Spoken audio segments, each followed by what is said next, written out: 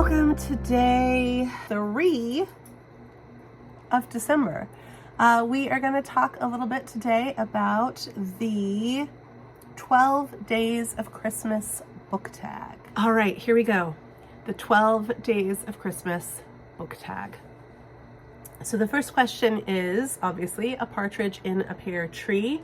What is a favorite standalone book? What is a favorite standalone book?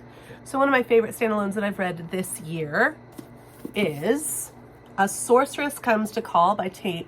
Kingfisher. This was my first T. Kingfisher read, and I really enjoyed this.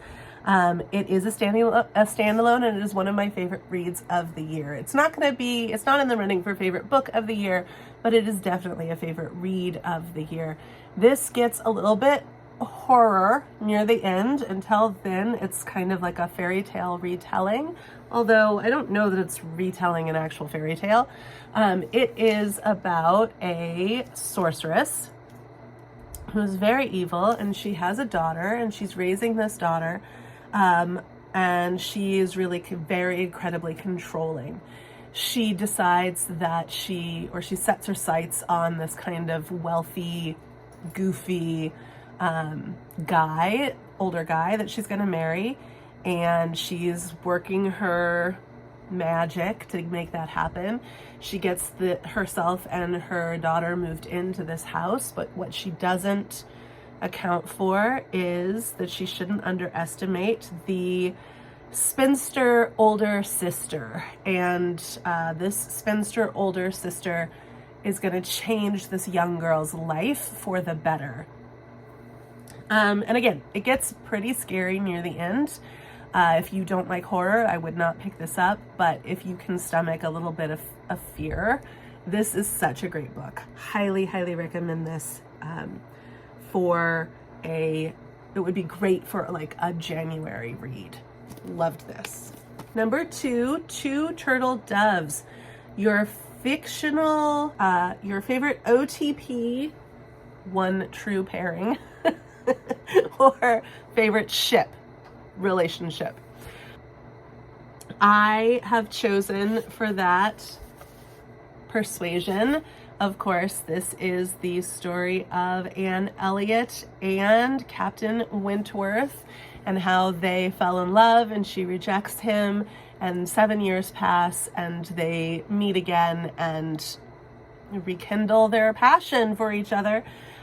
This is definitely one of my favorite OTPs or ships in all of literature. Number 3, Three French Hens favorite trilogy. I realized I read a lot of duologies. I read a lot of quartets. I don't read a lot of trilogies. I've read 2 trilogies this year, but mostly I have read, I've read part of 3 trilogies this year. But I mostly read either duologies or longer than 3 books. Regardless, I'm going to say the Emily series. I just finished yesterday rereading the 3rd in this trilogy. It is such a joy. It is such a great story. I have said it before and I will say it again. I really think that Emily, I prefer her to Anne. Although Anne gets more books, and therefore the last book in the Emily trilogy covers multiple years and so many things happen, and it is the shortest of the 3 in the trilogy. I feel like if she had gotten the same attention from Ellen Montgomery in the publishing world as Anne had gotten, Emily would be so much more loved than she is. But I absolutely adore that series.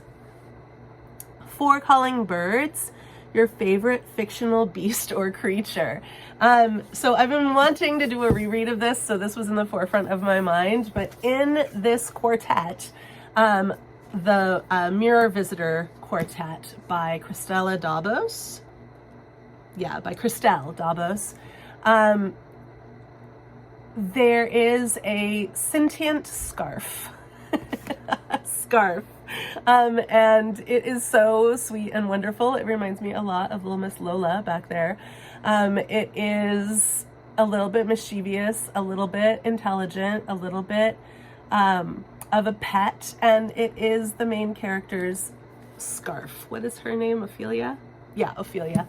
It is Ophelia's scarf, and it's with her throughout the story, all 4 books, and it is a delight. I highly recommend this series too if you have never read it. I've been wanting to do a reread.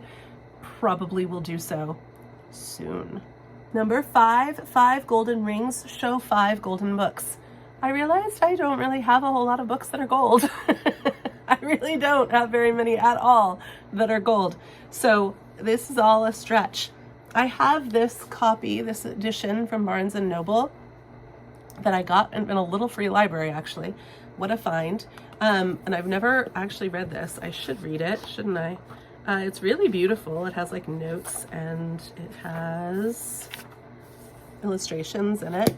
But it has this gold foiling on it, and so I'm going to count that as my first gold book. And then I have this edition of The Return of Sherlock Holmes by Sir Arthur Conan Doyle, and I purchased it. It's got gold edging, and it's hard to see in this light, but you can see that the writing on it is gold. And this is just an absolutely gorgeous, gorgeous, gorgeous book. The in papers are gold. And now this last October, I read my first Sherlock Holmes and realized actually I really like Sherlock Holmes. So now I can read this and like it instead of just owning it because it's pretty. And then I have this one, which has a lot of yellow on it. So I'm going to count it as gold. This is All of a Kind Family, which I fell in love with this year. Again, this has a lot of kind of goldish yellow on it. This is one of my favorite books of all time. This is Miss Benson's Beetle by Rachel Joyce. So I'm going to count it. And then this has a gold locket on the cover and it's kind of yellow. So I'm going to count this as my 5th and final gold book. This is Sophie's Heart by Lori Wick. This made it onto my favorites of the year list last year. It was a reread for me. I hadn't read it since I was a teenager, and I actually ended up really enjoying it on my second read, even though there are definitely some questionable things in here, like there's a guy who thinks women aren't allowed to wear pants because that's against the Bible. That is not against the Bible, my friends. So yeah, there's some stuff in there that is very not in line with my own belief system, but the character of Sophie in that book is so good. So good. 6 Geese a-Laying, Rotten Egg. What's your least favorite book? My least favorite book of all times is House of Leaves. I no longer own a copy of it, so I can't show it to you. I'll put a picture of it here. House of Leaves is a complete and utter waste of time. Sorry if you love it. Can you tell me why you love it? Like, why do you really love it? Did you understand it? Do you know what happened? Nothing happens in that book. Nothing happens in that book. Not it for me. Not it for me. Number 7, 7 Swans of Swimming. Show a book with water on the cover. This is a book that would have been on my favorite reads of the year list if I had read it before I had done that video last year. I read this at the end of last year and it has stuck with me and I have absolutely loved it like so many others. But this is The Frozen River by Ariel Lawhon. This was such a good read. Oh my goodness. And I am just waiting. I'm waiting about one more year, I think, and then I'm going to reread it. So wonderful. This has frozen water. She's walking on a river. It's got ice and snow all over it. So this has frozen water on the cover. If you have not yet read this book, now is the time to pick it up. You want to read this book. This is so good.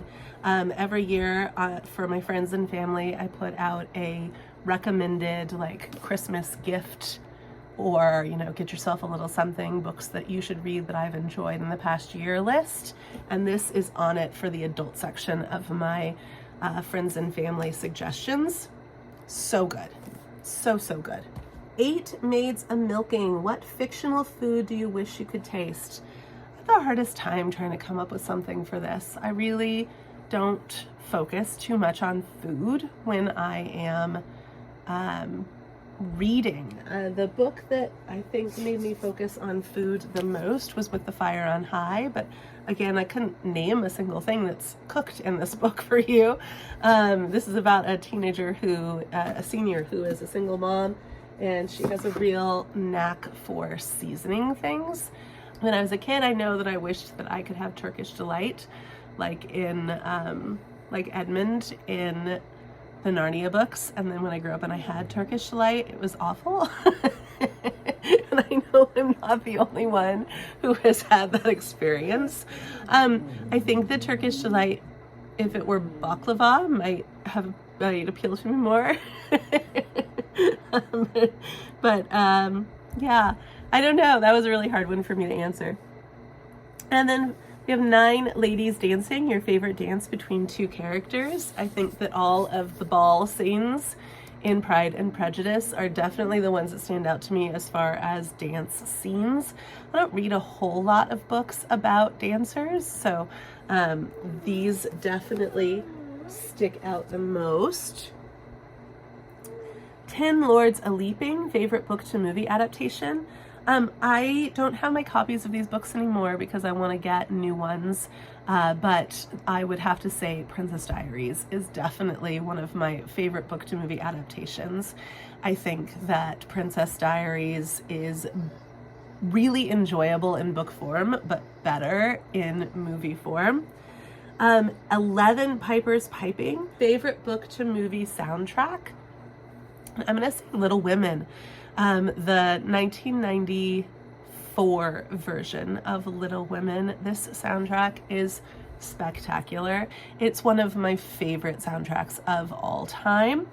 And then finally, 12 Drummers Drumming. It's the end of the song. What's your favorite book ending? I realized I don't think too much about book endings in particular. I want a whole arc. I want a whole trajectory. I'm satisfied by change in a character or a situation, not necessarily by the resolution. I didn't really know that, or I couldn't really articulate that until I had to try to find a book specifically for the ending. But I think that I did find one, and that is Alice Hoffman's The Invisible Hour. Read this a couple of years ago, or maybe last year. I don't know, time. What is time? But this is, it starts out as just like a historical fiction, but then it turns into a time slip situation. And I could not figure out how on earth this would all get resolved. And in the end, she resolves it so beautifully. If you have not read The Invisible Hour, this actually would be a great time of year. October, November, even better, but this would be a great time of year to pick this one up. It's really, really good, and it is a standalone. So The Invisible Hour by Alice Hoffman has a great ending. And that, my friends, is the end of this tag. Thanks for letting me talk a little bit about books. I will see you tomorrow. In the meantime, let's go read.